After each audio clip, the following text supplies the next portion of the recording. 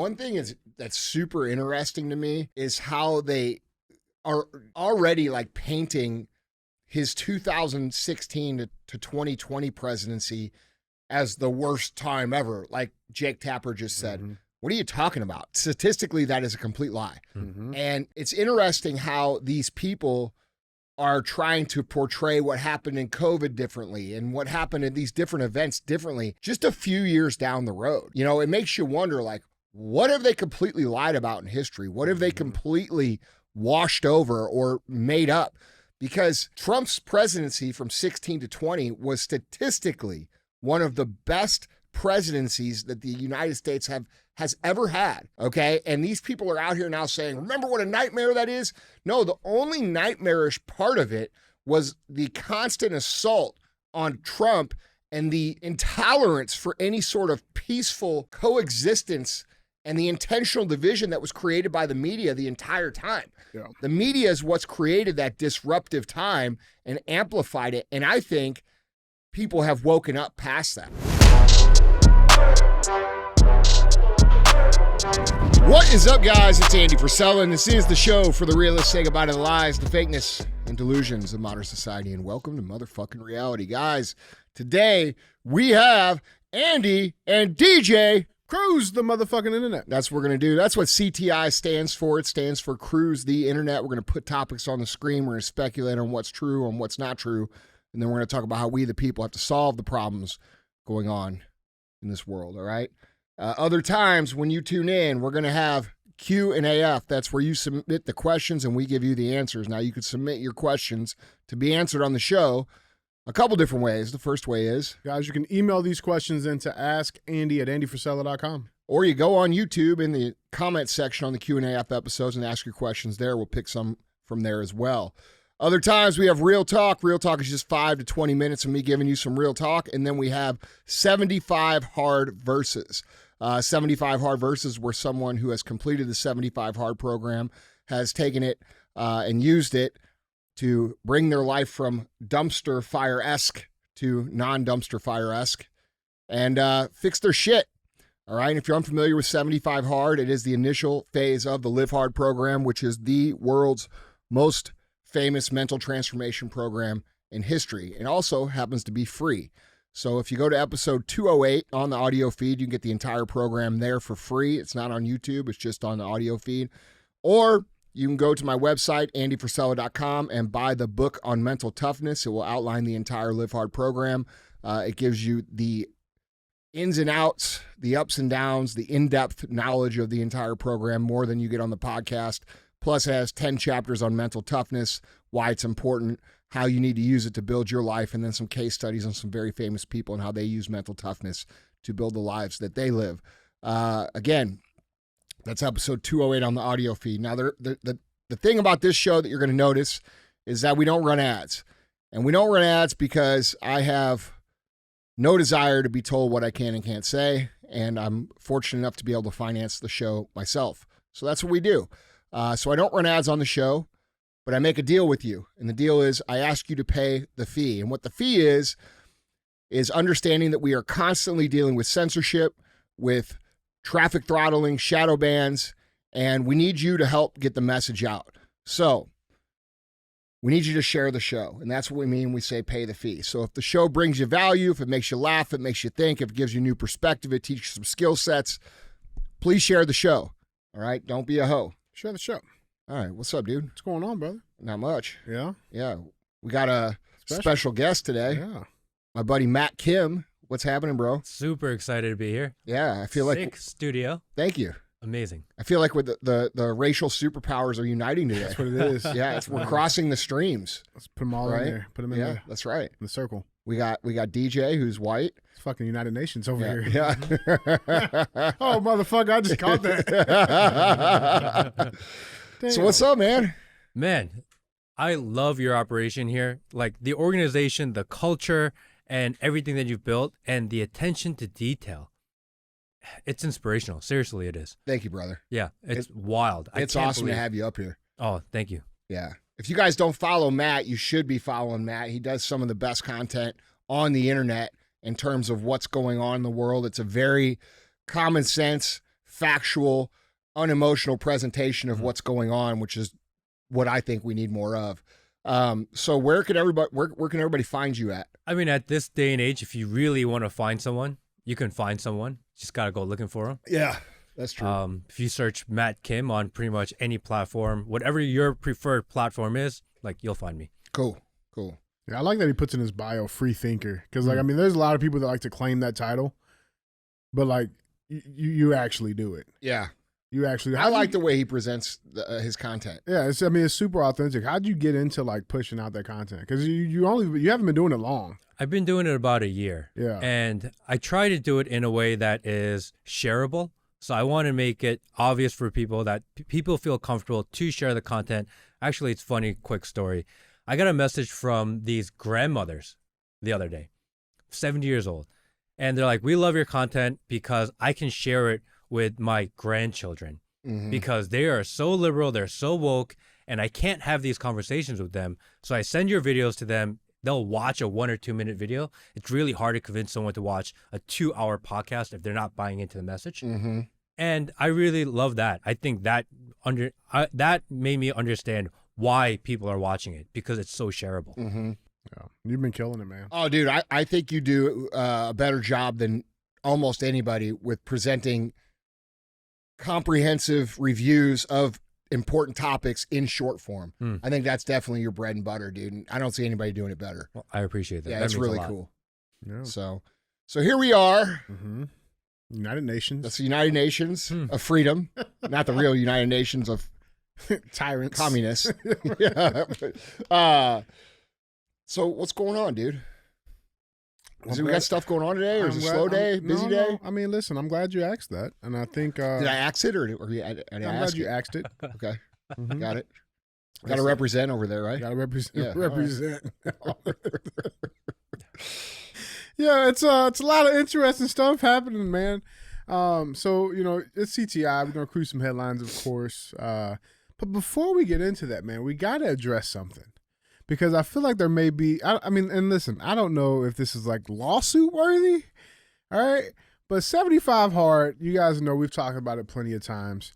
It's been covered by quite a few different, very notable news outlets. New York Post. Mainstream media hates it. Hey, yeah, and they hate me too. They do. Yeah, I love it. Interesting, because you kind of got like a little nod from a very, very unsuspecting place. And I should say thank you to you guys, because you guys have actually been hitting up the email. And I don't even know how we missed this, but thanks to our listeners. You guys have there's a lot of emails about this, because our listeners caught this.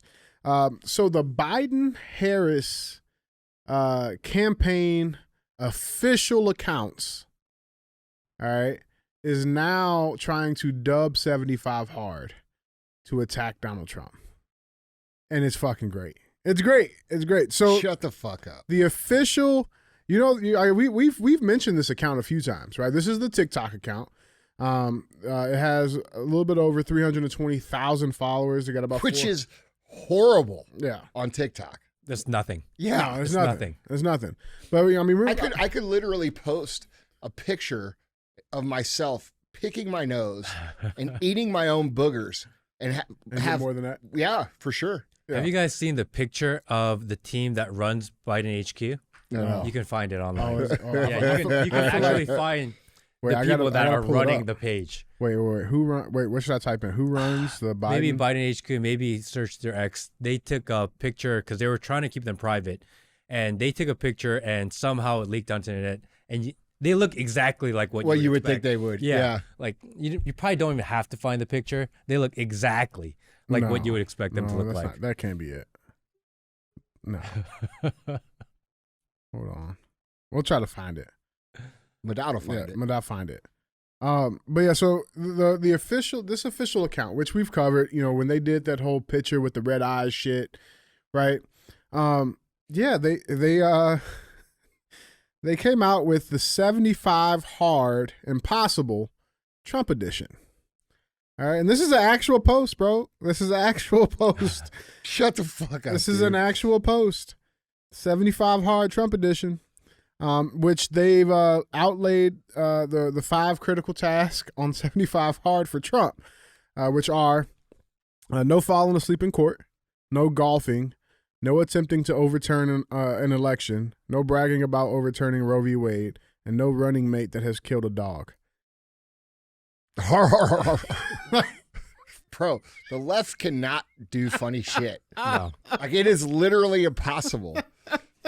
Like, you know how funny you could actually make this if Bro. you, like, no running mates that killed a dog. Yeah. What about you guys with no running mates that actually just kill people? Yeah. How about that? How about that? No, man. We're going to have to make our own 75 hard version for them. Yeah. Yeah. Yeah, let's do it. I think there's the irony in this that I love, man. The irony I love is they don't understand how much I fucking hate They them. have no idea. Like, bro, if they actually knew. They wouldn't be giving me any credit, that's for sure. That's the beautiful part about this, man. And I was looking through some of the comments. This is one of the top ones. Biden makes me throw up. Like, bro, they get hammered. And then, like, it's just full of things like this. Trump 2024. Trump 2020. I mean, I don't know. I mean, is that lawsuit worthy? Can you sue them? I could, Is but there I anything mean, there? no, I could trademark them, but Yeah, that's a trademark yeah, violation, for right? sure. Well, people don't know that people still think that's like some shit that belongs to TikTok. I got to send out more letters on fucking 75 hard. Yeah.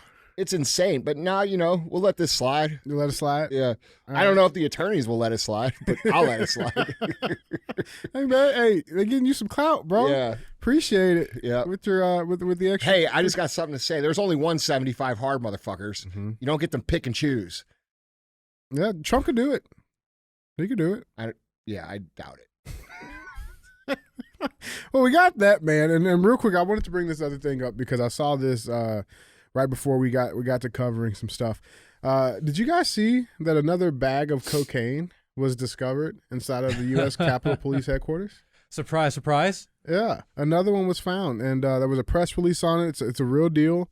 Per the USCP, the United States Capitol Police is investigating a roughly 1 inch by 1 inch Ziploc bag with a small amount of a white powdery substance, which field tested positive for cocaine. The small bag was found on the floor of a hallway inside USCP headquarters. The hallway is on the second floor in an area that has been a staging spot for furniture and supplies. The area is heavily trafficked by various contractors and employees. It is also near offices such as prisoner processing, crime scene, intel, and reports processing. So they found this little cocaine. And in other news, Hunter Biden applies and gets a job as U.S. Capitol Police. It just shows how slob. Haters will say that's Photoshop, bro. It just shows how sloppy they are. Bro. Because in previous administrations, at least they would hide their cocaine properly. That's right. You don't leak it. Like in their nose. Yeah, you hide it in your nose, you keep it in your pocket, you know where your drugs are at all times. They are so sloppy that they are just dropping it everywhere. Like, it's indicative of how the administration is run. Sloppy. Is it sloppy or is it more like arrogance? You know what I'm saying? Like there's just this like, I don't care. What are you going to do about Bro, it? listen, if you can't have your shit together about where your drugs are, Yeah. what makes you think you can run a country? Yeah, that's true.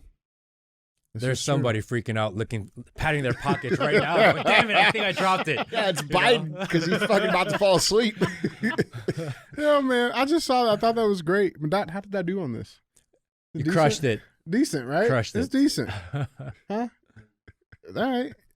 That looks like I did it. All right, well, guys, let's get into our headlines, man. Let's knock these out. We got let's go ahead and get this started with headline number one. Headline number one reads, let's get ready to rumble. Donald Trump readies to confront Joe Biden on the debate stage. So we got debates. They finally somehow agreed to some debates with some caveats, which we'll get into. But we got Joe Biden and Donald Trump going to be debating. Former President Donald Trump immediately accepted President Joe Biden's proposal on Wednesday to debate in June and September, but requested more debates and slammed him as the worst debater I have ever faced. Political pundits previously doubted that Biden, who's 81, whom special counsel Robert Hur described as an elderly man with poor memory, would debate Trump. even though he said in April he would. Biden released a video Wednesday morning proposing 2 debates in June and September. Here's a clip. Donald Trump lost 2 debates to me in 2020. And since then, he hadn't shown up for debate. Now he's acting like he wants to debate me again. Well, make my day, pal. I'll even do it twice. So let's pick the dates, Donald. I hear you're free on Wednesdays. I don't get the joke. I don't either. I don't get the joke. Because there's no court. There's no courts on Wednesdays. Is that like a real thing? Yeah, yeah. Okay, it makes sense then. It's funny. Hey, Bro, he looks like a fucking corpse. How Like many- he legit does. I wonder. Like I've seen people laying in a casket that look better than that. How many takes did that take? No, dude, I was thinking the same thing. I was like, dude, 20 takes? he wore 30 them takes? out. Yeah, that's his whole day of I work. want to see the You hard bloopers. drive. Let's do it again. I want to see the bloopers. I want to see the fucking bloopers. What's that drug that old Like, you people know how like when old people, like when they get like, dude, I'm telling you, man, he looks just like that dude from fucking the Indiana Jones movie, man, that I talked about earlier. Didn't What's see him. The Last Crusade when he drinks from the wrong cup? You don't, Didn't see him. dude, type it in. Didn't watch him. Okay, well, listen, he looks just like. You got to throw it up there on the screen so people know what I'm talking Wait, about. what is it? Last Crusade. You have just put in. Last Crusade. You have chose poorly. Last Crusade. You have chose poorly. Chose poorly. Still learning how to work this computer, so. I know. Well, you know. Oh, yeah. You know what they yeah. say? They say black people don't know how to use computers. That's right. Yeah. Yeah. Yeah. Wait. Okay. This guy. Yeah. Just throw him right up there. That guy. Yeah. Yeah. He looks just like that guy. does. But like, scroll down. There's like a time lapse of where he's not as Skeletor-ish. This one. Yeah. There he is. There he is. That's fucking Biden, bro. I mean, I do see it. I see it. Yeah. He looks like that. He's Dude. about a year away from that. Do the overlay. Yeah. I mean, I can see it. Yeah. See? I see it. Yeah, man. I do see it. Yeah, I do see it. But yeah, and so and then he puts out and I don't know who the hell is running his Twitter account. It has to be some 22-year-old millennial that's think they're hip, right? It has to be the coolest person. But it's just like this spunk that they're trying to give him. Like, that's not real, bro. Like, that's not you. You know what I'm saying? Spunk? Yeah, like this fucking Apparently, he likes giving the spunk to a whole bunch of people, yeah, they put this tweet out including his following up. fucking own kids. Yeah. Oh, I saw that. But yeah, he says, I received and accepted an invitation from at CNN for debate on June 27th. Over to you, Donald. As you said, anywhere, anytime, any place. All right, bro. But yeah, and then Trump actually he accepted and agreed on both of those, the June date and the September date. But Trump one-upped him and said, let's do one every month. So he offered June, July, August, September. So 4 debates. But here's the caveat. Here's the catch. So we got debates. This first one is in June 27th. But here's the catch. No live audience. Per the specific request of the White House and the Biden campaign. Biden wants to ban presidential debate audiences. Right? So, yeah, we'll do a debate, but nobody can watch it live. I think the last time CNN did the town hall with Trump, he ended up winning over the audience. It was supposed to be a rather independent, moderate crowd. Right. And they were cheering him. That's when he brought out the tweet from January 6th Yeah. out of his pocket, and he had that set up and ready to go. They're probably worried about something like that. For sure. Where if they see the shift in the energy in the crowd, that'd be really bad. They're probably what they're most scared of. Well, also, dude, you can't really find people that want to support Biden. Even the people that vote for Biden, they're not voting for Biden. They're voting against Trump. So when we go out and try to find people, the people that are gonna be for Biden are gonna be very obvious to spot, right? Yeah. Like they all look the same. Yeah. Let's be real. Smell the same. Yeah, got the same color hair, Mhm. right? I mean, those could be generalizations, but probably not. But we have this situation where they couldn't get anybody to even show up in 2020, and that was, in my opinion, a lot of what the lockdown was about. And they didn't care that 1 million people were in the streets for BLM. Right. They didn't, Trump was having rallies of 100,000 people every day leading up to the actual election, which was amazing. This guy couldn't fill up a gym. Right. This guy couldn't fill up even a tiny venue. No. So like an easy way to really solve this would be to say, hey, we're going to do this at an arena, and say, here, you guys get 50% of the tickets, we get 50% of the tickets, and see what that looks like. Because they won't have anybody show up, dude. No. This is definitely in Biden's favor, obviously. Yeah. Because Trump really feeds off the energy of the crowd. Mm-hmm. And without that crowd, he's going to lose kind of the energy that he pulls from. I think with Biden, they don't want to see what he is in natural environment. So they're probably going to hop him up with a bunch of drugs like they did for the State of the Union address. And he actually does pretty well in those types of situations. If it's super controlled and they have plenty of time to prep for it, and they're able to get that concoction of drugs just right to give him that 1 hour of maximum performance, which is what they did for the State of the Union, I think it'll be really interesting. I think it'll be the most watched political debate and presidential debate maybe in the history of the world. Yeah. Everyone's going to tune into this. It just sucks, man, because it's like, I feel like, presidents, I feel like there's an obligation to be on the stage in front of people. You know what I'm saying? Like, you should want, more importantly, you should have to be able to have, give your answers and hear the live reactions from the people. Yeah, and I it think shouldn't that's be just a bullshit. bunch of hand-selected people either. It should be people from the general public. Bro, it needs to be, you like, Biden should be able to hear the boos. That's just my take, bro. And they know that's what's going to happen. And I agree with you, Matt. Like Biden, people underestimate his ability to communicate. The center right underestimates his ability to communicate, because if you look at any sort of Fox News or any sort of the stuff online, they always pick his very worst moments, and that's all they ever show. So people think he's like legitimately way gone, which I think he is. However, he is able to put together a short amount of time of competent speaking. Yeah, cognitive ability. Listen, it's hard to do. It's hard to go for an hour straight and talk like that for an hour straight. And I will give credit where it's due. The State of the Union, even though I disagree with everything he was saying, Literally everything was lying. and he was lying about everything, his delivery was convincing to someone that didn't know the facts. Just like Newsom is, right? Yeah. Like Newsom lies so confidently that people that are uninformed, they're like, oh, this guy's great. It's like Obama. Obama is that way too. Yeah, I mean, the State of the Union, the point of Joe Biden was to show the world that he is not senile. Yeah. And if that was a goal, like, he did a pretty good job at that. I think right now he has 5 weeks to prepare. They're going to get it just right. They'll probably leak all the questions to him in advance. Yeah. He'll have the zingers prepared and the comebacks ready to go. And it's going to be a tough test for Trump. I think to think that he's just going to go in and steamroll him Run no him matter over. what. That's right. I think that's maybe underestimating the opponent. You never want to underestimate your opponent. Yeah, I agree. What's the concoction of drugs? Like, I know Geritol is a real thing. What else do you think they're pumping in there? A lot of Adderall. Yeah, Really? Yeah. probably cocaine. Bro, no, I'm being serious. Have you ever seen that movie Flight? They're searching for their dealer With now. Denzel? Yeah, where Denzel Washington, and they get him all hopped up for, bro, cocaine's part of that, dude. Cocaine's a hell of a drug. Yeah. Yeah. But yeah, so I mean, so that's going on. So this is a CNN one. Is Jake Tapper and Dana Bush. Totally unbiased. Completely unbiased.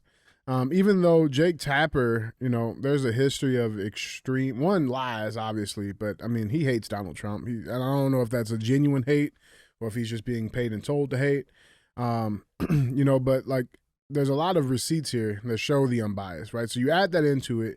You add in a closed, no audience environment where there's zero feedback. There's zero, you know what I'm saying? Like, there's gonna be Trump against everybody in that room. You know what I'm saying? I think it's kind of messed up, but yeah, they've uncovered a bunch of stuff. I mean, going back to the Russia-Trump collusion, the Russiagate shit that Tapper spearheaded on CNN, the 2020 presidential elections, talking about all of that stuff, the COVID stuff. I mean, Tapper's kind of like led that on CNN, bashing Trump. So we'll see. Final little update with all of this. Did you guys see that with that Robert Hur, Joe Biden interview? Right, there was a FOIA request to get that released out. And White House, Joe Biden, they just asserted executive privilege to keep that from coming out. which I think also lends to the whole like it's gonna like that tape's gonna show how senile and bad this guy actually is, and he can't handle a fucking interview. To release that 5 weeks out from a debate, I think they're obviously doing that in Biden's favor for the debates. I think this is a huge opportunity for Trump to really take control. If he goes out there and the whole world at this point knows that this is a biased debate, that everything is not in his favor, that he has to go into enemy territory in CNN, enemy host, enemy moderators, and he has to show up there. And if he crushes it, like it's over. Yeah. You know, this is a time and this is a moment that he needs to be prepared for, ready for, which I'm sure he's doing. And if he's able to kind of take over the conversation, I think they replace Biden. Yeah. Oh, yeah. I think that's in the cards anyway. I think they've already planned on that. I was talking to a couple people that would know a little bit more than us. I'll just leave it at that. And they said that there's a lot of people that highly expect a different candidate to be introduced at the DNC in August. Yeah. So I mean, they have until August to figure it out. Yeah. And if Biden picks up momentum, then maybe they roll with him. If he just keeps on going, and if he gets crushed by Trump in these debates, there's only two. If he gets crushed by them, yeah, all they got to do is replace. And they just have to make it last until the convention. You know, one thing this is a little bit off topic, but one thing that's super interesting to me is how they are already like painting his 2016 to 2020 presidency as the worst time ever. Like Jake Tapper just said, What are you talking about? Statistically, that is a complete lie. And it's interesting how these people are trying to portray what happened in COVID differently and what happened in these different events differently just a few years down the road. You know, it makes you wonder, like, what have they completely lied about in history? What have they completely washed over or made up? Because Trump's presidency from 16 to 20 was statistically one of the best presidencies that the United States has ever had. Maybe the best. Okay. And these people are out here now saying, remember what a nightmare that is? No, the only nightmarish part of it was the constant assault on Trump and the intolerance for any sort of peaceful coexistence and the intentional division that was created by the media the entire time. Yeah. The media is what's created that disruptive time and amplified it. And I think people have woken up past that. I think people realize who the culprit is. And you could see that in the data too. When you look at the data of all of these liberal news outlets, they're all in the shitter. They're all losing their ad revenue. They're all losing their viewers. You know, that's a statistical fact. And statistics tell the story. Like, people like to say, oh, well, there's more to it. No, not really. There isn't. Right. It is what it is. And when we look at the statistics of, you know, what the country looked like and what foreign policy looked like and the state of the globe and all these things from 16 to 20, it was one of the greatest times in American history. And the reason that there's people out here that are screaming like it was the worst is because the media was pushing these things like Me Too and, you know, misogynistic and grab 'em by the pussy and all this shit, these mean tweets. But everybody had money in their pocket. Everybody had a good thing going on. There was not all this legitimate crime happening in the inner cities like it is now. And I'm not saying there wasn't crime. I'm saying it wasn't like it is now. No. We didn't have 20 million immigrants crossing the border. You know, like, let's be real about the way things were. You could not like Trump's demeanor. It's like having a doctor. Like, a doctor comes in who's the best doctor in the world, and he says, hey, man, you got cancer, and this is what we're going to do. And he happens to, like, not have the bedside manner that you think he should have. Does that mean he's a piece of shit? No, I'm probably still going to listen to him if he's the best doctor. You know what I mean? I'm probably going to say, hey, that guy's just a little different. Yeah. You know, and we as Americans have to get behind that. And, you know, these people who don't like him, who continue to vote against him just because they don't like him, if we really examine who those people are, it's really just two classes of people. It's people who don't understand what's going on, who live a very comfortable life, who usually don't have to work. And what I'm talking about legitimately is white, upper middle class women that are liberal. Those people think that they're virtue signaling by hating Trump. And then we have people who don't pay taxes, who don't have jobs, who don't have anything, who want to vote Democrat because they believe that somehow they're going to dissolve the wealth of the country and it's going to go to them. And we're on the brink of a literal economic collapse. And people don't realize that, dude. We had $2.5 trillion of personal savings in this country that has now been drained to zero over the last 3.5 years. All right. We have credit card limits at their all-time highest in history. And if credit card limits at their all-time history and savings at their all-time low, what do you think happens next? Mm-hmm. What happens in your house when your savings are gone, your credit cards are at the max? Well, that's what it's like in the country right now. And so people are still, they're not understanding what can happen here. Yeah. And a lot of people who don't understand economics and don't understand the way businesses work, we're very close to not even having small businesses, to not even having anything that represents capitalism or America or an American economy. We are very, very close to that because once there's no customers, there's no business. I think there's a political theory question that a lot of people are internally fighting with that they don't even realize they are. And that's, what is the role of a president? Some people believe that the role of a president is to lead and create policy and enact policy that actually makes a difference. There's another population of society that believes that the role of a president is to be a figurehead, to represent the country. And if you are on the side of, we want a president that represents us, then I can almost understand why some people may not like Trump. Mm-hmm. Because they don't like his personality and they want someone that mimics their personality and their views and values. If you want a president that is more operational focused, then how can you not like Trump? Because of the presidents we've had, he's the only one actually that is competent in that area. So I think that's kind of the divide. People don't really know what they want in a president anymore because we're told that if you're a Democrat, you kind of like that there is a top-down system, that their machine works for them, but it works. And the Democrats actually don't infight very much. No, they're unified. Right. So if you want to get behind a unified message, that almost makes sense to you. There's almost safety in that we're looking out for our party's interest. Some people just want to follow. They don't want to deal with the headache. When you think about the conservative side and you think about Republicans, there is so much infighting. And some part of America, they're like, well, they can't figure out themselves. They kind of have it together. Yes, it's a little dystopian. Yes, it's a little controlling. Yes, there's a little bit less freedom, but at least we don't have to deal with the fighting. So I think we also have to understand why people are where they are, because it's not always that they don't want America to be America. People just don't like chaos. And if you create a bunch of chaos and you say one party has no chaos and one party has a lot of chaos, some people's just natural gut reaction is to go towards what they feel is safer. Well, when we look at that and we think about the chaos, right? The Republican Party may not have as much chaos or may have more chaos in the government, but the results of their policies create far less. Correct. And when we look at, I think a lot of people, I think you're completely right too, but I think there's also like another aspect. I think there's so many people that don't really know what the Democrat Party has become. They are voting Democrat because their parents were Democrat. They are told to be Democrats.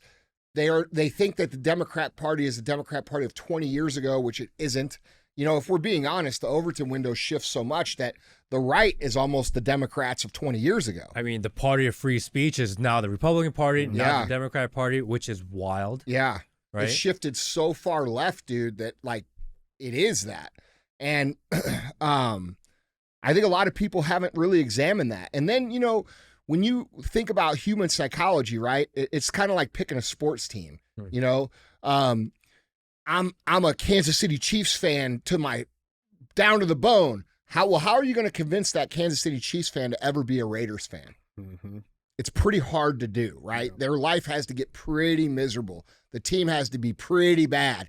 And that's what we're dealing with. We're dealing with a lot of people who build their identity in these things because they are followers.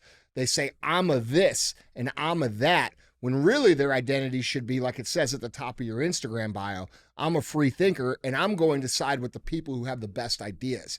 And that's what I think we're missing a lot of in this country. We're identifying with a team instead of saying what is best for the situation that we're currently in.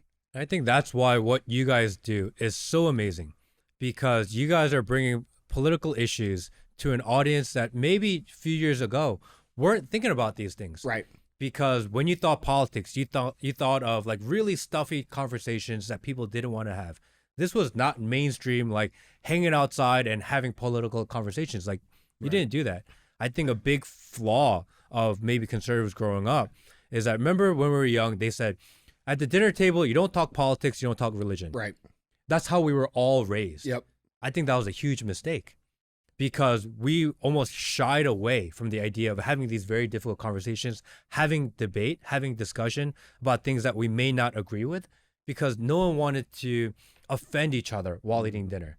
But the reality is, if we were taught to have these conversations early on, then maybe more people would be involved now. Where do you think that idea came from to not have that conversation? I think it was just trying to be polite. Really? I think that's See, what I'm it way was. more paranoid. Yeah. I think it was a social initiative that they were put into play. PSYOP. Yeah, I really do. I mean, everything is PSYOP. That's how I think, dude.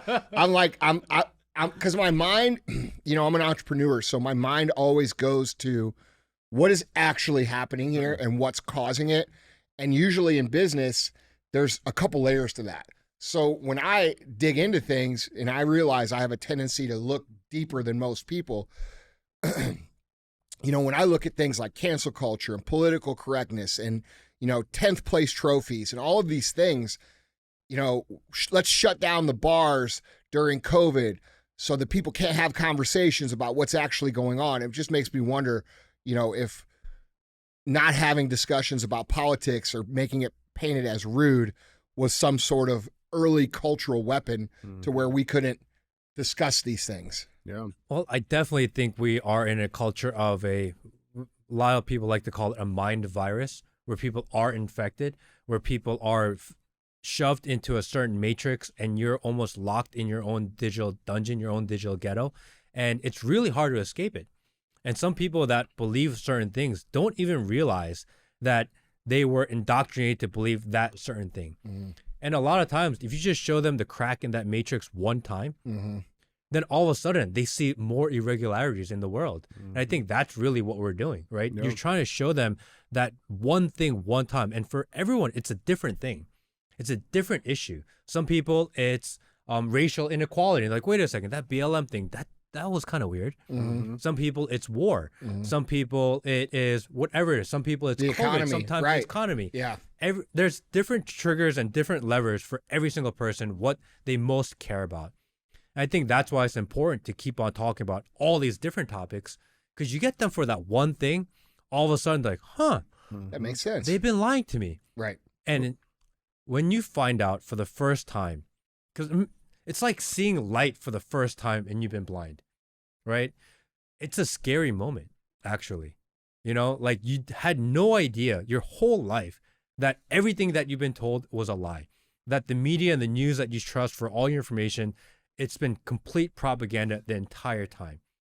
And when you find out, you're like, fuck. Dude. Dude. What was that for you? For me, for sure, it was COVID. It Me was too. Like the thing. Me too. Before COVID, I just watched the news. I would watch conservative news, but I just blindly believed everything. After COVID, you're like, dude, it's not just one side that's lying to you. They're all lying to you. They want you to pick a lane, stick in your lane, and don't question what our lane is. It's like pick a niche and go in it, and you're never allowed to escape it because you're controllable. They want you to become a data set, and they don't like variables. They want like known quantities. You be here, you guys stick in your lane, and we will shuffle you accordingly. If you are an outlier, if you are a free thinker, if you question narratives, dude, they really don't like that. That's what gets you canceled these days. If you are a I'm a Republican and I will only regurgitate Fox News talking points, they'll never come after you. No. Because they know exactly what you're going to say. If you are a flaming liberal and that's all you talk about, they will never cancel you. If you encourage people to like, dude, what's really going on in the world?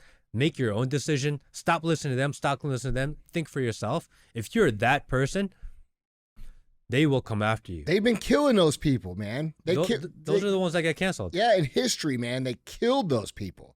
They can't kill those people anymore now because there's too much interconnectivity. So fuck you guys. But try. yeah, dude, COVID was that for me too, man. Like when it first started coming out in March, I'm like, no, this is bullshit. And I could tell. And you and I are of the age where we've been through pandemics before, and we like a lot of the younger kids, they never been through it, right? And a lot of the older people, they were able to scare enough to say, oh, if I catch this, I might be dead. So, but the people that were like 35 to like 45, who like, we were all like, oh, The fuck is this this? is bullshit. Don't go to the park. They filled the skate park with sand. They put blocks on the hoop. What do we, this Bro. can't go outside? They tried to get us off the fucking trail. You Bro, remember the time remember walked we there were breaking down Bro, the trail at our old HQ, barricades? There was this like walking trail you could take, right? They put this like that orange like construction safety net shit. Yeah. They put that up, and it's like I remember the first day we cut it down every we just day. like ripped it down Yeah. and kept going. They kept putting it back up. We kept putting taking it down. man. And then we ran into that like park police guy or whatever. He didn't want to talk to us because he wouldn't roll the window He down. wouldn't even roll his window down. I was like, whoa, fuck out of Dude, here. I think was- the first 6 months of COVID, I thought it was bullshit. I didn't want to deal with it, but I stayed home. I complied. Yeah. And I say that only not because I believed it, not because I was scared. There was a part of me was like, man, I think it's bullshit. What for that 1% chance? Because every day they're like, you're going to kill grandma if you go outside. You're going to kill grandma. You're gonna kill. It's so fucked up what they did. Yeah. You're going to kill grandma. And not only are you going to kill your grandma, you're going to kill your neighbor's grandma. You're going to kill your cousin's grandma. You're going to kill everyone's grandma if you go outside. I'm like, damn. What if that 1% chance that I'm wrong and I'm responsible for killing your grandma and your grandma? Like that would, I couldn't sit with that. Yeah. So I was like, dude, I'm just going to stay home. I'm not going to deal with it. I'm going to stay away from it. And I think that's why I'm even more bitter now, because they weaponized your grandparents against you. When in Dude, reality, they were the weaponized your one- neighbors, your friends, your How many family. people called the cops on their neighbors for having a barbecue? Dude, remember when Fauci was on TV telling families to not have their certain family members over for Thanksgiving? Bro. Bro, it was Crazy. insane. And then he was out there at the baseball game, Yeah. had on maskless. Yeah. And when in reality, they were killing the grandmas. Yeah, no shit. Like that. Yeah. Like that's the real truth. Like Yeah. because there was a and lot forcing of them to die alone. bro. So much fucked up Dude. shit there, man. But the COVID thing, it led me down a rabbit hole, Yeah. dude. Because like, here's what I caught myself saying, and I even said this on the show. I would say stuff like this because it's like you said, you're like, holy shit, you mean this has all been a lie? Yeah. You know, it's like this. So I would say stuff like this. I'd be like, yeah, man, the news isn't like what it used to be. It used to be they just reported the news and they gave it. And then I was like, wait a minute. Have they been doing this the whole time? Right. And then I started looking back in history. I'm like, holy shit. They've been doing this the whole time. Yeah, for 100 years. The aha moment. Yeah. Oh, man. And dude, and then I got into like all the crazy shit and like that, you know, people aren't ready to talk about. I mean, it's becoming more and more acceptable. Oh, but dude, some of that like those we all know what, people are there. yeah. Like, People are dude, there. it's just, fuck. It's Yeah, a man. lot. Yeah. It's a lot. Yeah, man. Well, guys, jump in on this conversation down in the comments. Let us know what you guys think. With that being said, let's keep this cruise moving. Let's head and check out some comments. All right. All right, let's cruise some comments. This first comment comes from at CBreezy7433. Come on, DJ deserves a trophy for that unemployable joke. I'm driving, listening, and nearly ran off the road laughing my ass off. To which at Mark21043 respond, technically Andy called himself unemployable last episode, therefore no trophy will be awarded under the recycled material clause. However, if DJ were able to generate similar laughter as a result of original material, a trophy could be awarded if deemed worthy. To which C Breezy replied, "Is that Humadot?" I think Mark 2104. I think he's a lawyer for sure. He has to be. Yeah. He has to be. He's an attorney, and he's correct. That's fucked up. He's correct. Thank you, Mark. Yeah, You're the man. I appreciate you, C Breezy. Yeah. All right, next one comes from at Jeremy Gould 5752. I took the beat my meat approach many months ago. No drama in my life, more money in my account. Total bliss. Bro, what? What the fuck? He's the heavyweight champ of beating his meat. Get that man a title belt. Shit, man. I'm like, what, man? What? All right. Hey, man. Hey, cool. Congrats. Yeah. Fist bump. Take it easy on that wiener. Oh, Fist man. bump. Yep. This dude puts out walkout music. He's getting ready to hammer down. He's got a fucking walkout song. He's got his Vaseline. Hey, no drama. More money in my bank account. Total bliss.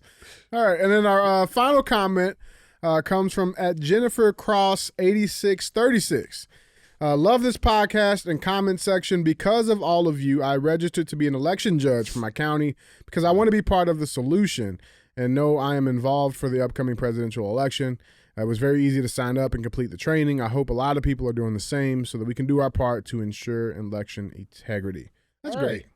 That's awesome. That's Amazing. great. That's a big deal, man. I'm telling you, like, listen. No, we got to get the good people engaged. Got to do it, bro. I Yeah. did it that one year. I might even, do it this year. Yeah. We'll see. Because, I mean, dude, it's important.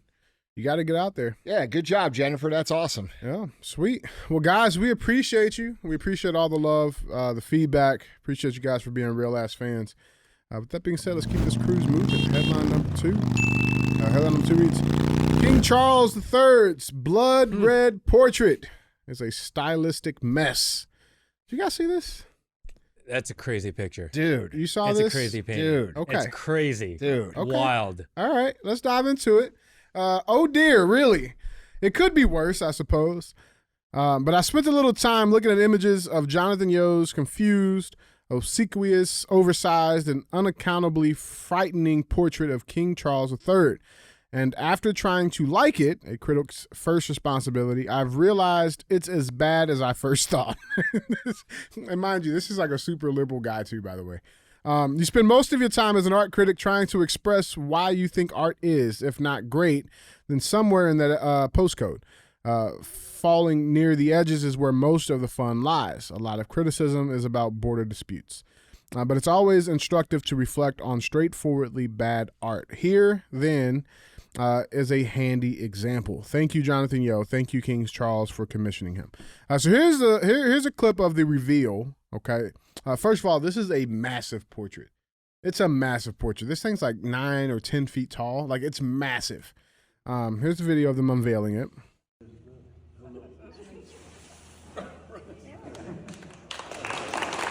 I don't know. Wait, I gotta play. I don't know if he was scared of the thing falling or if he got scared because of what he saw. Wait, look.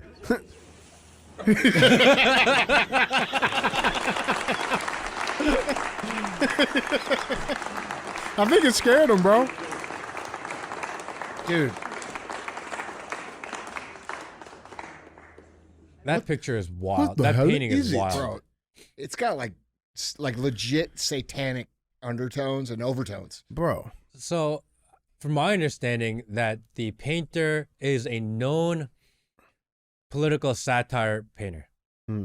Did they know that they were gonna do something like this, or are they mocking you? Because the globalist elite love to mock you and humiliate you right to your face. Right.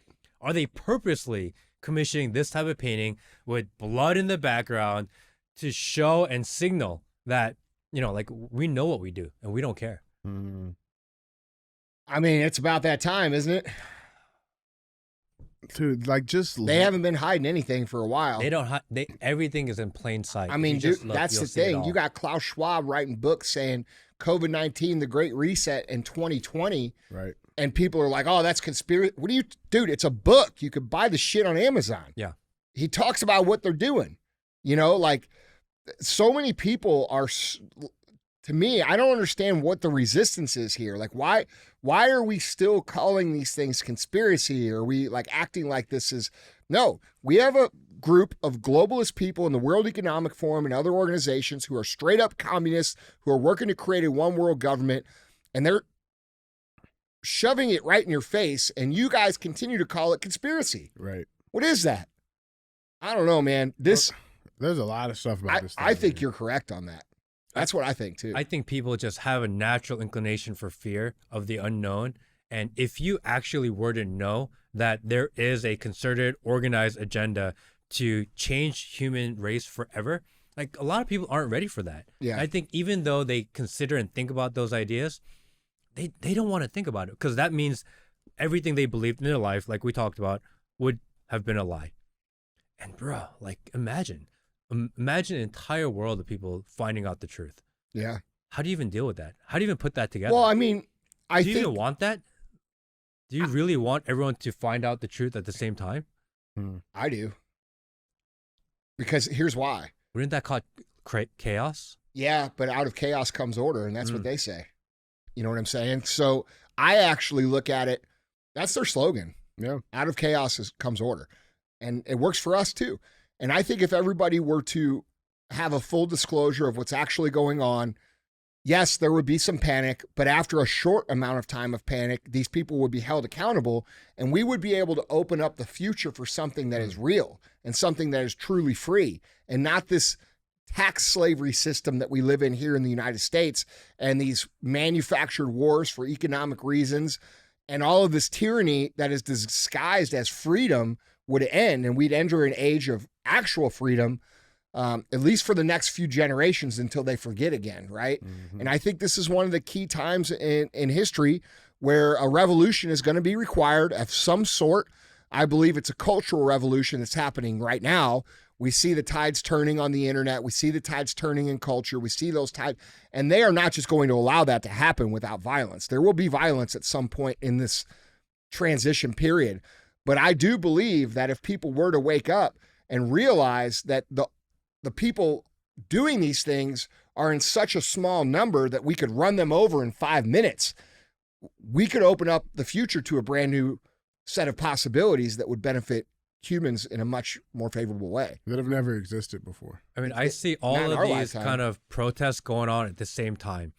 And example, if you start at BLM, which was everyone hit the streets, and maybe the energy was a little bit misguided, but at its core, it was a pushback against establishment. Mm-hmm. Maybe just the energy was in the wrong place.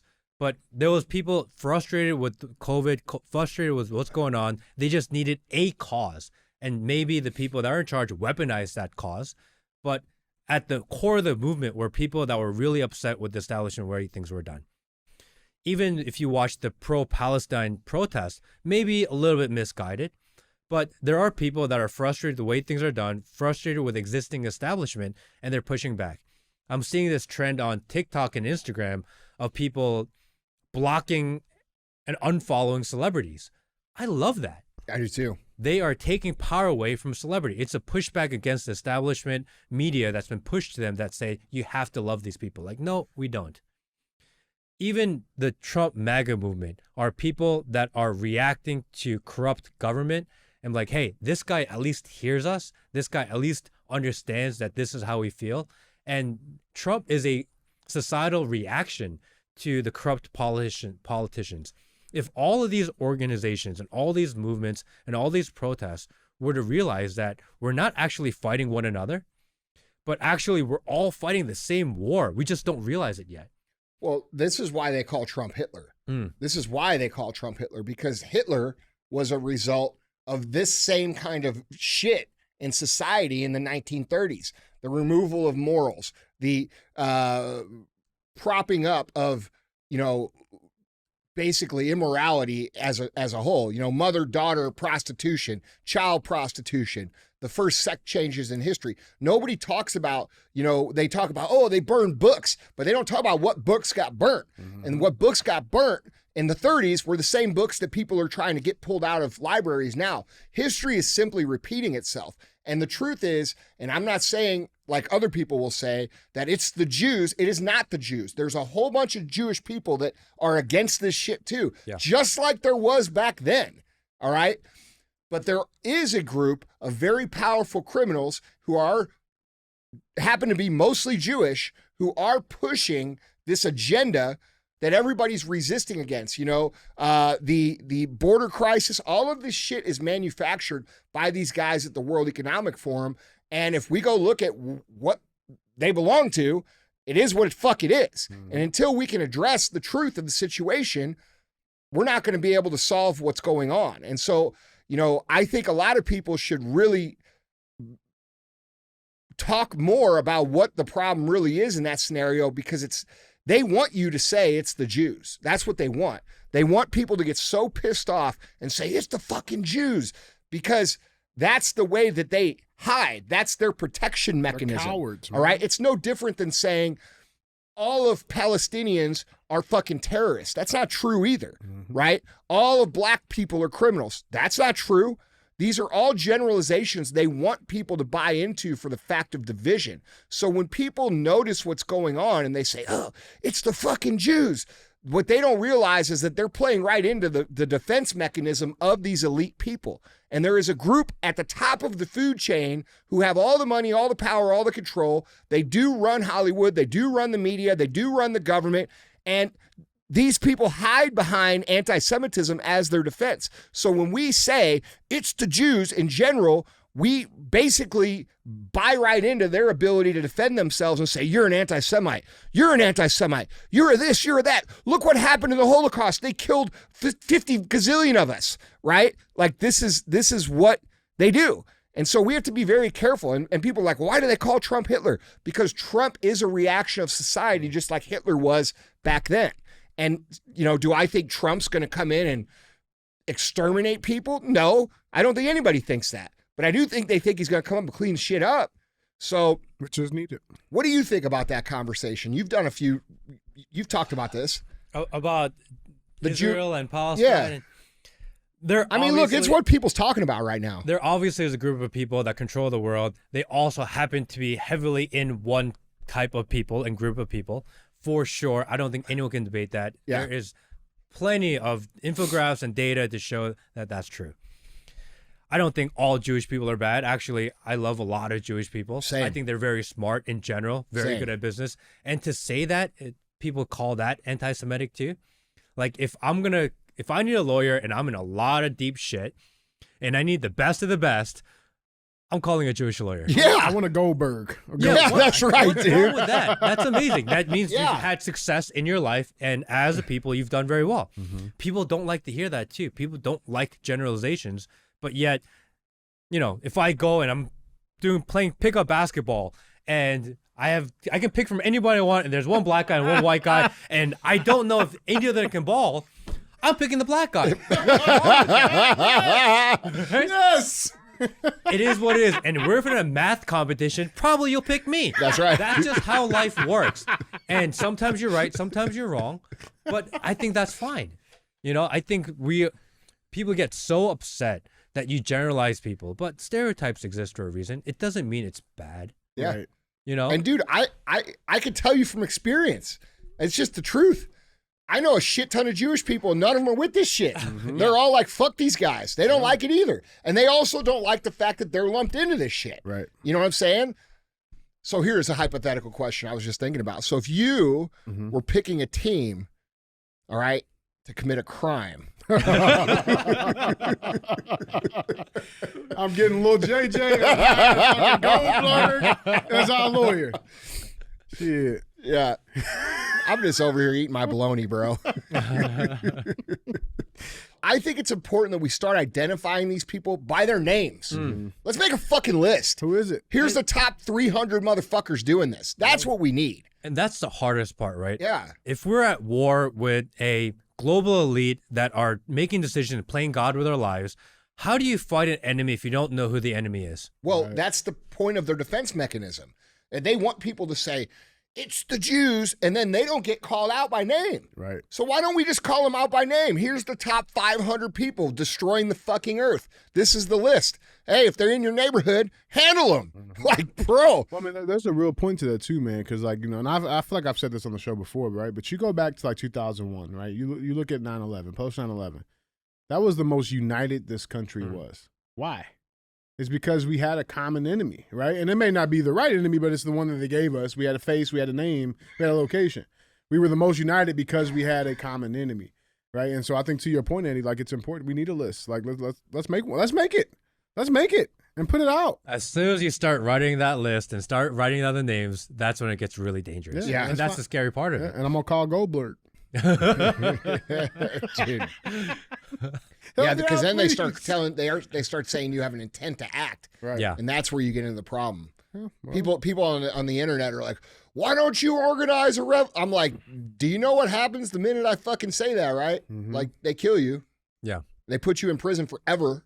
And you become a misogynist, you become a rapist, you become everything that they throw at you. Yeah. Because as soon as you have momentum and as soon as you have people building behind you, they do it to everyone. It's You know, always the same it's thing. interesting. People keep talking about the revolution. You know, like, dude.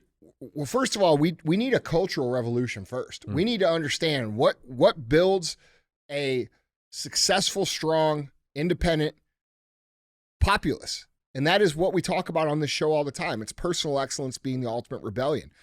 Don't be out of shape. Get your money right. And consume the right kind of info. Be good to each other. Don't hate each other. Work together. Do everything to take the power away from them that you possibly can. That has to happen. We can't just sit here in America anymore and kind of ride the bus down the road and say, oh, we're free to do what we want. No, we are supposedly free, but freedom has to be exercised for it to exist. And the only way for it to be exercised is if we go out and do that in our individual lives.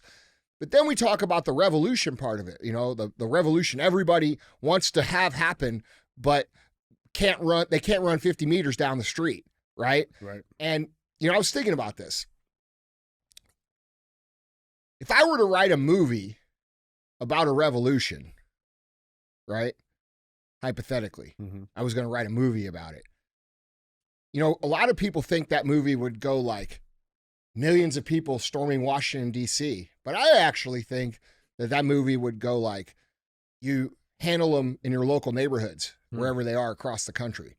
You know, that would be the movie. Simultaneously. Yeah, like an omnipresent revolution, you know, kind of everywhere at once. Yeah. You know, That would be more that effective. seems like it would be pretty easy to do if we were writing a movie about it. Yeah. You know, Yeah, good movie. you know what I mean? I think we are in a digital war, not an analog war. Therefore, that a revolution won't actually be physical anymore. I don't think war is physical anymore. I think that what you see as far as war, it's like, if you remember October 7th, the image that they showed you and they talked about constantly to validate that it happened was that they had paragliders fly in. All right, paragliders were able to infiltrate the Iron Dome. I don't know how that makes sense, but that's what happened, supposedly, allegedly. If you want to tell the world that you are rich, that you've made it, what do? You go to Miami, you rent a Lamborghini, you take a picture and you put it on your Instagram and be like, look, I made it. The war is digital, and you show the media and you show the footage and you show the picture to validate the actual war going on. Analog war is messy. You have death, you have guns, it's unpredictable, you have to clean it up. Like, it's not actually viable in the big sphere of things. Military have weapons that they can deploy without ever having to shoot guns at each other. It's so digital at this point. I think the real war in this world is digital. I think it's for our minds. And I think the more and more people wake up and the more that their programming doesn't work any longer, I think they lose their power because they can't control people in an analog fashion. If everyone turned off the internet, how would they ever convince you of anything? How would they ever tell you what to do? They can't. There's no way for them to physically do it. What would they do? Send people on horses to come after you? Right? if you're able to turn off and control what you consume, who you consume, and if you're able to call out the bullshit on the people that are trying to propagandize you and try to control your minds, I think we would be free. I think we have to free our minds first, and then everything else follows. I agree with that, too. Yeah, that's real shit, man. I never really thought about it as deeply as that. That's an interesting point. Because the truth is once they lose their power, these people just go away. They become noisy and annoying nuisances. They are not physically going to leave their castles To come enforce get you. that. Yeah, that's no right. way. Yeah. And especially in America where we have all the guns, Yeah. they're not. What are they going to do? Start drone missiles striking like citizens? Like that'll never happen. That'd be crazy. Yeah. Well, they're playing the war that you're describing by things like when they deleted your shit or like how they got me right now, which they're not going to keep me down. But I'm just saying, you know, that's the game they're playing. That's the game. Yeah. We are in a clicks and views economy. Even the politicians, even at the higher levels of society, they are deathly scared of the internet, and they are deathly scared of influence. Mm-hmm. If you start picking up too much momentum, if you start gathering too much people behind you, that's who they shut down. Well, that's like what they did to Tate. That's exactly what they did. Yeah. Tate. Because, you know, I was out in Romania. I spent 4 hours talking to him. And he is, number one, extremely smart. He is not radical at all. He's a professional. Common sense. Yeah. So common sense. He just has the ability to say things in a certain way that really reach the hearts and minds of young people. And once they realize that, because he was a societal reaction to COVID. Mm-hmm. That's exactly what he was. Mm-hmm. Right? 2020 happened, 2021, all of a sudden, this guy's talking common sense, talking right in your face, talking in a way that young men can relate to. Because most young men, especially 3-4 years ago, they were raised on participation trophies. Mm-hmm. For the first time in their life, someone's like, get off your ass and do something. And at first, like, holy shit. Because men like direction, especially when you're young. You push back authority, but you also respect it, right? And for the first time, they're seeing it and they're mobilizing and people are getting in shape and people are understanding and thinking for themselves and questioning the major narratives in the world. And they're like, dude, get Tate off the internet. Yeah. Because same thing happened to him. It happened at the same time. Mm-hmm. Oh, yeah. He lost his Discord. He lost his YouTube. He lost his Instagram Instantly, one time. in a fucking day. There's a button. Yeah. These people have a button. It's sitting on their desk. They get lists of people that they should be out. Actually, it's funny because... Well, what happens is the FBI, the three-letter agencies, fucking message these people through... They're running basically a liaison program from the White House through the three-letter agencies to these social platforms and literally handing them lists of people to take out. Yep. And that all came out with the Twitter files. You saw that. Well, have you seen the YouTube and Facebook files that were just released on May 1st? No. So the Congress released the Facebook files, and basically they have all the emails from the Biden administration telling Facebook, and now it's Meta, Facebook, to remove certain people, to censor certain posts. And I'm talking about specific posts, specific videos. They're like, why the fuck is this video still trending? Why have you not removed it? And Facebook goes, dude, they didn't violate the terms and conditions. Your terms and conditions aren't working. Make it better. So they are literally telling That's people, communist shit. People don't realize that. Communism is here. They are sending lists of people. Okay, here are the top 10 trending videos about the COVID vaccine. Why are they still trending? Mm-hmm. They email saying, how come Biden at POTUS account is losing followers? And Facebook was like, dude, we don't know why. Maybe something's wrong. Reality is Biden is just unlikable and people don't want to follow him. Like, he's losing followers? What's wrong with this account? And when Facebook said, we're working on it, we'll figure it out, the very next day, Biden goes on the news and he says, Facebook is killing people with misinformation. They didn't like the response that Facebook gave to them. They didn't like that they didn't act quickly enough. So he goes on news and he says, Facebook is killing people. That's insane. You can't do that. That is literally overreach of your power, authority, and that is manipulating what people see, think, hear. The scary thing is it's setting a precedent. Yeah. It's setting they've broken all these laws and all these customs and all of these things that we've had in this country forever. And what's scary is, and I don't think they realize this, But what's scary, like Trump's been pointing this out. If you listen to him, he's pointing it out. He keeps saying, if president doesn't have immunity, then no president has immunity. And the left is all like, well, who cares? We're going to get him anyway, not realizing what he's actually saying. And what he's actually saying is, if you do this shit to me, I'm going to fucking bury you when I get back in power. And he's gonna, I think. I think hope so. he I does. think he'll try. Yeah. I really wish there was more unity in the party. I know we don't agree a lot with all the Republican Party has to say, but this is not the time to infight. Yeah. You know, this is not the time to go after each other. This is not the time to be removing speakers of the House to try to remove other. Like, this is not the time to do it. I don't think so. No, I don't think so either. But I also think the reason they act that way is because a lot of the guys that say they're Republicans aren't actually Republicans. I think they've run under the Republican flag, but they're actually part of the establishment that infiltrates the entire government. I think, I think we both agree on this. We have establishment Republicans, and then we have what they call MAGA Republicans, what I would call pro-freedom Republicans. America first. You're right, exactly. And that's where the split is. The split is between the America first and the establishment people. And so, when we have guys like Lindsey Graham, like that guy's not a fucking Republican. No, he's a warmonger. Yeah. War. Yeah. Dude's a fucking idiot. He's disgusting. He is the most disgusting looking, greasy politician I've ever seen in my life. Like when he smiles, his teeth are all rotten and shit. Like he's just, like when I think of a dirty politician, I think of him or I think of Newsom. Yeah. Those are the two guys that come to my mind. It's a very stereotypical look. Like when you watch old movies of like greasy politicians, like I'm pretty sure they were all Lindsey Graham. Like it was actually him. He's probably been alive for like 1,000 years. Probably. Yeah. Most likely. Well, guys, jump in on these conversations down in the comments. Let us know what you guys think. With that being said, our third and final headline number 3. Headline number 3 reads, NFL says they do not agree with Harrison Butker after he voices Christian values. Did you guys catch this? You guys see this? It's a big deal.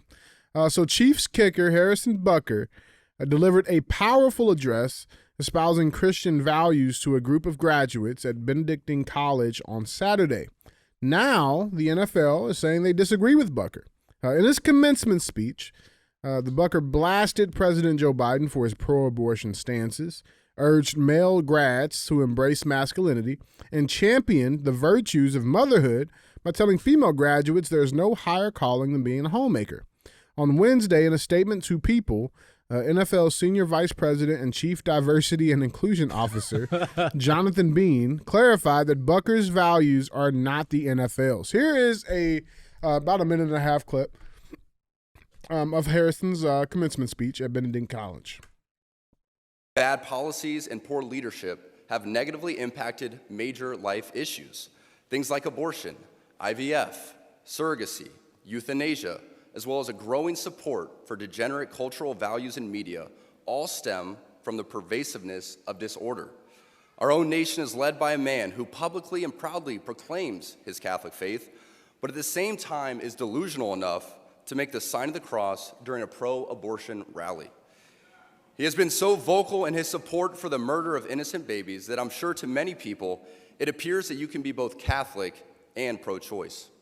He is not alone.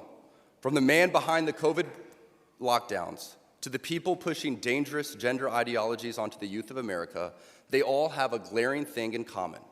They are Catholic. This is an important reminder that being Catholic alone doesn't cut it. These are the sorts of things we are told in polite society to not bring up. You know, the difficult and unpleasant things. But if we are going to be men and women for this time in history, we need to stop pretending that the Church of Nice is a winning proposition. We must always speak and act in charity, but never mistake charity for cowardice. It is safe to say that over the past few years, I've gained quite the reputation for speaking my mind. I never envisioned myself nor wanted to have this sort of a platform, but God has given it to me, so I have no other choice but to embrace it and preach more hard truths about accepting your lane and staying in it. Yeah, and I mean, and he goes on, like I said, he talks about, women's place in the household and how, these are important things and nothing like, He didn't say anything about sandwiches, did he? no, I'm just saying. But no, it wasn't like sandwich goes a long way. you have to do this, but just generally speaking at his Christian faith at a Christian college. I thought that was awesome. Yeah, the statement continues from the diversity, equity, and inclusion guy for the NFL. Quote, Harrison Butker gave a speech in his personal capacity, Bean wrote. His views are not those of the NFL as an organization. The NFL is steadfast in our commitment to inclusion, which only makes our league stronger. And it was interesting because hold on. So they're inclusive of other things, but not that? Right. And it made me think. It got me thinking, Andy. I'm like, well, what else has, you would think would be like a personal view thing that the NFL has taken over.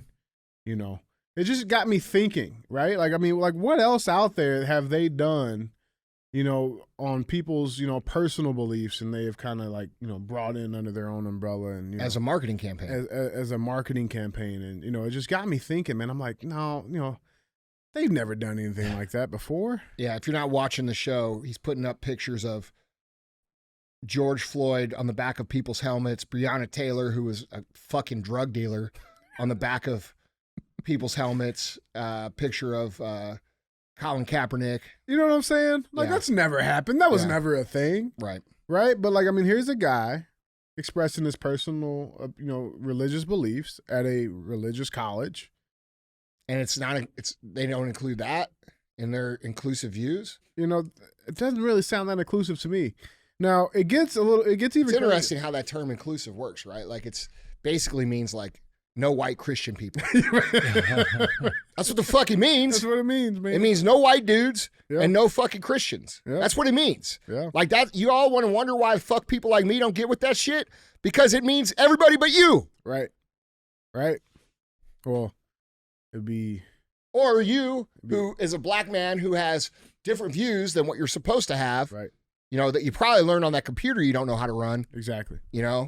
And it gets even more fucked up, man, this story. So apparently the Kansas City Chiefs, they retweeted a post from Kansas City official Twitter page. They doxed this guy.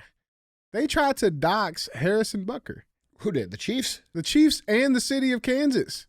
Headline reads, Kansas City deletes tweet disowning Chiefs Harrison Butker as backlash intensifies. So there was a tweet from the official Kansas City account, okay? And then the Kansas City Chiefs retweeted it. This is the original tweet because nothing is ever deleted off the internet, guys. Just a reminder that Harrison Butker lives in the city of Lee Summit. They tried to dox this man. That is wild. I feel like he has some sort of legal recourse there, though. Dude, here's what I see. This is what I see when I see that. Here's what I think. I think that a lot of these teams and organizations, and we see this with like local newspapers here, they've got like a 20-year-old 22-year-old far left view social media person who's typing in this shit. Mm-hmm. These people are not realizing, because they've had the power for so long, they've had the cancel culture on their side for so long, that they have not realized that they have lost that and it has flipped over. And when they say the backlash, I'm pretty sure what they mean on the backlash is backlash from people supporting Harrison Butker. 100%. Yeah. There's been a lot of that. Which is why they delete it. These people are stupid as fuck. They don't realize that their time in the sun is over. They don't realize that the narrative is switched. The pendulum is swung. And the more you act crazy, you're going to be on the receiving end of the shit you did to us for the last 10, 15 years since social media was actually a thing. No. Since social media started, bro, if you didn't have progressive viewpoints or liberal viewpoints, they attacked the shit out of you.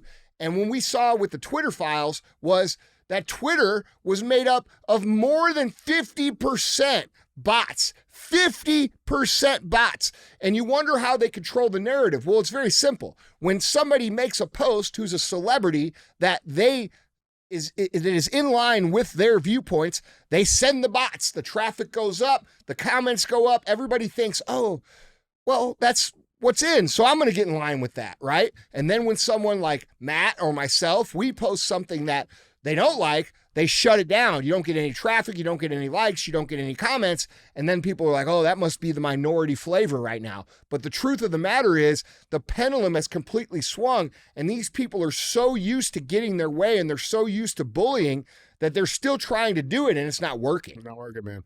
They have gotten hammered. It's going to be dangerous for them soon if they keep pushing on this. Like, these people are going to learn. Because, like, this ain't no bots. These people out here that disagree with you, these are real fucking people. Yep. This isn't bots anymore. When we were out there doing it, there was no real harm. You know how many times I've been canceled? You know how many, fuck, dude. You know how many times? We count this one? Hundreds of times. Right. Okay? Not a single fucking time did it ever affect my business. Not a single time. Not a single time.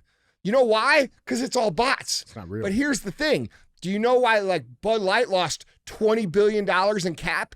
Because when they got canceled, that was real people. And that's the thing. You guys lived, you progressive fucks lived in this fake cancel culture where you thought you had power. In reality, the power is completely on the other side right now, and they're going to learn it the hard way. Yeah, I mean, and to the point, I mean, it was the backlash on this was so bad when this tweet went out, and then, you know, subsequently deleted, that even the mayor of Kansas City had to make a statement. He tweeted out, quote, "A message appeared earlier this evening from a city public account. The message was clearly inappropriate for a public account. The city has correctly apologized for the error, will review account access, and ensure nothing like it is shared in the future from public channels." Yeah. So what happened is exactly what I said. We fucked up. Or it's the same guy that's tweeted both.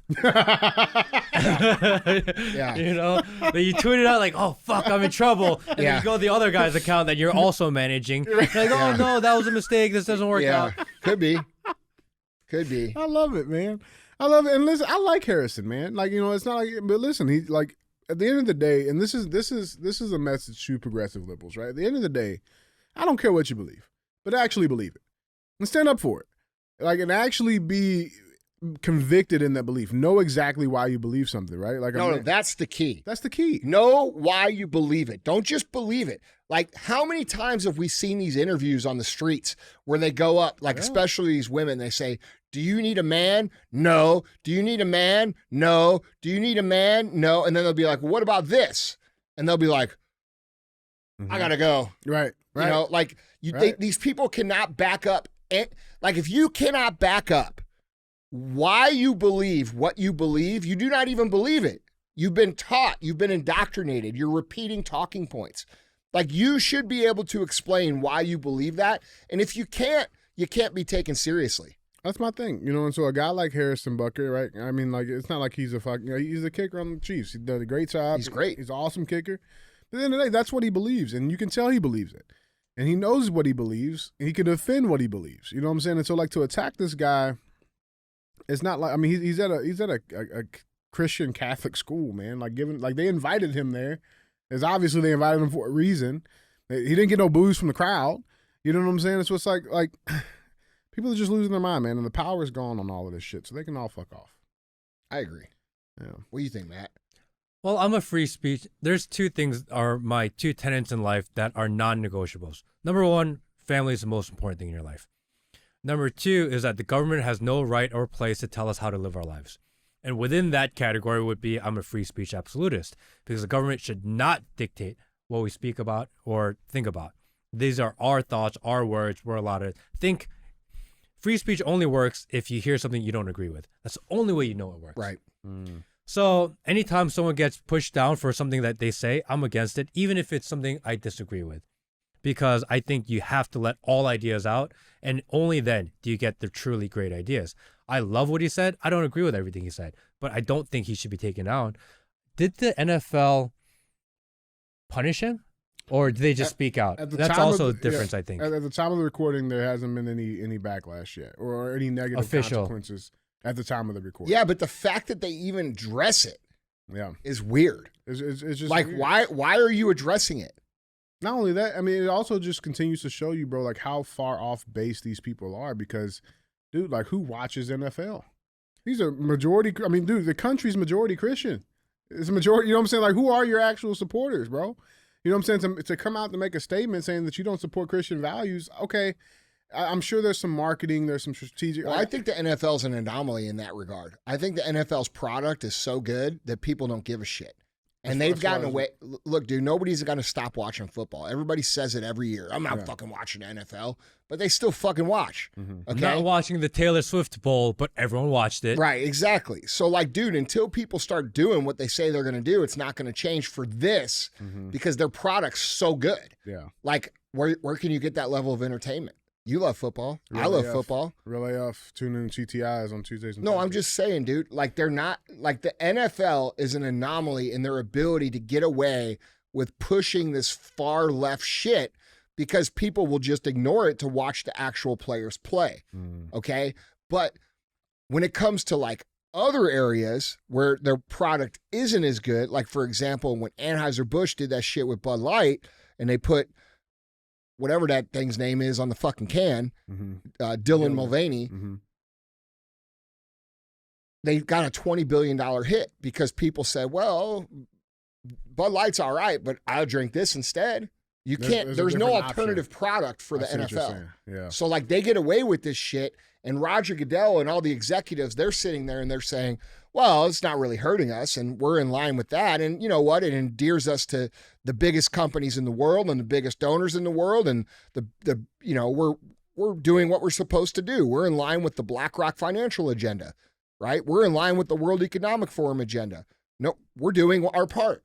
And so he can go save face with the world's richest, most powerful people, and it doesn't really affect his product. But that's not the case in most companies because most companies have a product that is interchangeable at some level. It's a commodity at some level. Yeah, there's other NFL football is not a commodity. Yeah. Right? So if you have a, let's say, you know, for example, like I just said, a beer. If you have a beer that promotes this shit, it isn't going to fucking sell. And if you have a beer that promotes freedom in America and 1980s, you know, I think that'll sell very well, you know? And so I think that they're a little insulated from the backlash because the people that show up, they don't really give a shit about any of that stuff. They just want to watch the game. Right. That's a good point, man. And it's not making the players play any less. No. Just look a little gay. But I think it's weird. Don't you think it's weird that they feel like they have to make a statement about it? I feel like it shows that they live in a certain level of fear. I feel like it shows that we're actually winning because this is not something that they have to react to. This is not something that they need to put a public response on. Like it would have just disappeared. They're so scared of being canceled by whatever side. And right now, liberals kind of own a good portion of the internet. They're so scared of being canceled by them that they feel like they have to react. I think if anything, this shows that the movement of pushback against the existing establishment is working and that we're actually gaining ground back. Because this is so trivial. This is not something that they needed to react to. Yeah. But they did. It's almost reactionary, right? Like a knee-jerk reaction. Again, they didn't have to react to this one. They could have just ignored it completely and it would have never been a headline. How do you think this went? Like they're just sitting in the office and somebody runs up who's like, dude, we're going to lose everything. Did you see what Harrison Butker said? We got to do something about this. Right. Probably someone clipped it, put it on Reddit somewhere. Reddit is where the armpit of all liberals live. And I think they saw it. Maybe a few people start commenting on it. They're like, oh man, this could become a big thing. Let's get ahead of it. Why don't we put out a statement? Yeah. They're scared. Yeah. They're running scared is what it is. People love Reddit because they don't have to be accountable. Yeah. That's why they love it. Fucking complete anonymity. Yeah. I mean, why do they cancel people off of every platform? And every platform is at risk. TikTok is dangerous for society. And Discord is dangerous. And Telegram is dangerous. And Instagram is dangerous. And Twitter is dangerous.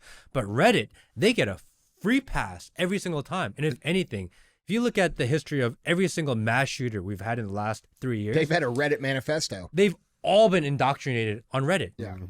But no one ever talks about Reddit. No one ever talks about the filth that goes through there because that is a really toxic place. Yeah. If you ever want to know, look up Ashley Babbitt. Look up Ashley Babbitt threads on Reddit. The amount of negative comments that are just absolutely disgusting, it's unlimited. But yet that shit that people would never say in real life too. And no one ever talks about the negative impact of Reddit. Yeah. Because it is a CI psyop for their side. They're perpetuating information that is dangerous to society, but it aligns with their vision, so they don't touch their own. Yeah. Guys, jump in on this conversation down in the comments. Let us know what you guys think. With that being said, let's get to our final segment of the show. As always, we have thumbs up or dumb as fuck. This is where we bring a headline in, we talk about it. It'll get one of those two options. So with that being said, our thumbs up or dumb as fuck headline reads, terrifying moment, family comes face to face with cougar caught on camera. And we ain't talking about Nancy Pelosi. We would never be talking about her under the term cougar. Yeah. Did you just call Nancy Pelosi He a did. cougar? Is that what I just missed it? That's what he Did said. that really just happen? I'm just saying, come tax season, So bro. you're a weirdo. You never know. Yeah, bro. Come tax season, bro. Hey, listen, you know what I'm saying? You know what I'm saying? You know what I'm saying? I'm just saying, hey. You're nasty. Clip it. Yeah. So a Washington State family came within a few feet of an aggressive cougar when it ventured into their backyard and chased their beloved pets, a nail-biting video showed. On Saturday, the big cat darted out of the trees and into the Haveners family's Monroe backyard, where it immediately set its sights on their two cats, according to the security footage. The cougar darted after one of the felines and zoomed right past the mom and young daughter, and even eyed up the pair for one heart-stopping second before they ran inside. Quote, while relaxing and washing cars, our two cats, being chased by a cougar, ran right into the middle of our patio. Dad Gregory Havener told Storyful of the incident. Here's the video.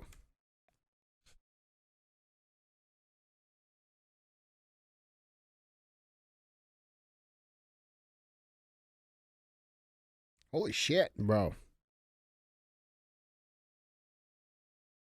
That cat's like, help, nigga. Did she really reach for her phone? About to go viral. Bro. Oh, no, she picked up the dog. Dude, that's a big ass cat. Bro. What the fuck do you do? You do that? You run. You do that? Oh, bro, that is pretty big. Yeah. Fuck. It just looks right at her too, man. That's pretty scary. That's why you need a big dog at home. Fuck. That is a big cat. Yeah. The daughter didn't want none of that. She's like, I'm out of here. She did. Yeah. Baby's on its own. Yeah. Every man for itself. Fuck that, man. But yeah, apparently everyone escaped unharmed. The Haveners near miss is one of a few recent cougar encounters over the past few months, including a group of Washington cyclists who battled one of the mountain cats for 45 minutes when it leaped into one of their friends and back in March.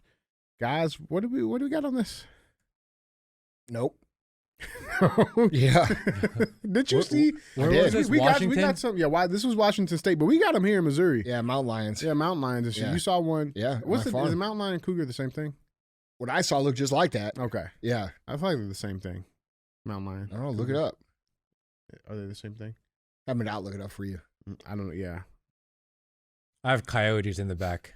we got coyotes. Yeah. Yeah, we have coyotes. Yeah. But yeah, I did see one at the farm. It was like one of the first weekends I was out there when I first got it. Yeah. Yeah, Yeah. they're the They're same big, dude. thing. Yeah, they're fuck that. they're fucking scary too. He was hungry. He Yeah. tried to get one of them cats. Yep. I say let him have it. Dude, look at that thing. The daughter's like, I'm out of here. Bro, she booked away. Yeah. she must. Never mind. She must have got a little black in her or something. Cause that mountain lion looked at the people and was like, oh shit, and ran off. bro. Yeah, I don't know what to give this. Thumbs up for who? Yeah, I know. For the cats outrunning it? Yeah, the cat shaked them.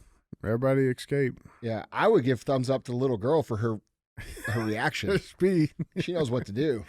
She said, "Nope." I'm For the out. cougar for making it behind enemy lines. Yeah. And getting out. Yeah. Yeah. Fuck, man. That is wild. Yeah, that's crazy, dude. It's wild. All right, well, thumbs up. Yeah, sure. Thumbs up. Yeah. I don't know who we're thumbsing up, but Yeah. we'll give it. All right. Yeah. Well, guys, Andy, Matt, that's all I got. All right, Matt. Well, thanks for coming in, I man. appreciate you having me. It's Yeah, awesome. it was great. What's your Instagram handle? Mad Attack 009. Matt Attack 009. Guys, give him a follow. Follow his stuff if you haven't heard of him. He's got great content. And I appreciate you making the trip up, man. Hey, thank you, brother. Appreciate it. All right. All right, guys, that's the show. As always, don't be a hoe. Share the show.